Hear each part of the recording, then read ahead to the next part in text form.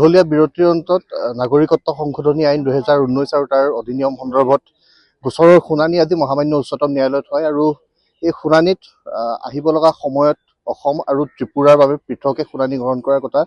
ইতিমধ্যে মহামান্য উচ্চতম ন্যায়ালয়ৰ ন্যায়াধীশে সদৰি কৰিছে আৰু অহা 5 মে তাৰিখৰ পৰা এই গোটেই গোচৰৰ শুনানি হ'ব। আমি আশা কৰিম মহামান্য উচ্চতম ন্যায়ালয়ে অসমবাসীক ন্যায় প্ৰদান কৰাৰ ক্ষেত্ৰত আমাৰ যি আশাৰ সৈতে আমি মহামান্য উচ্চতম ন্যায়ালয়ৰ দ্বাৰস্থ হৈছোঁ, এই দ্বাৰস্থ হোৱা গোটেই বিষয়টোৰ সৈতে আমি আগবাঢ়ি যাবৰ কাৰণে সক্ষম হ'ম আৰু আমাৰ অধিবক্তাৰ দলটিয়ে অধিবক্তাগৰাকীৰ নেতৃত্বত তেওঁলোকে আমাক যুক্তি দৰ্শাইছে আৰু অসম আৰু ত্ৰিপুৰাৰ বিষয়টো যে গোটেই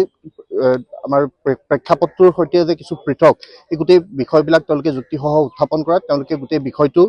শুনানিখনৰ সময়ত অসম আৰু উত্তৰ পূৰ্বৰ ত্ৰিপুৰাৰ কথাটো বিশেষত পৃথকভাৱে শুনিবৰ কাৰণে তেওঁলোকে মঞ্জুৰি দিছে আৰু 5 মে তাৰিখৰ পৰাই শুনানি আৰম্ভ হ'ব। 5 মেৰ পৰা আৰম্ভ হ'ব লগা পৰৱৰ্তী শুনানিত আমি আশা কৰিম অসমৰ মানুহে বিচৰাৰ ধৰণে আমি ন্যায়ৰ দিশে আগবাঢ়িবৰ কাৰণে সক্ষম হ'ম।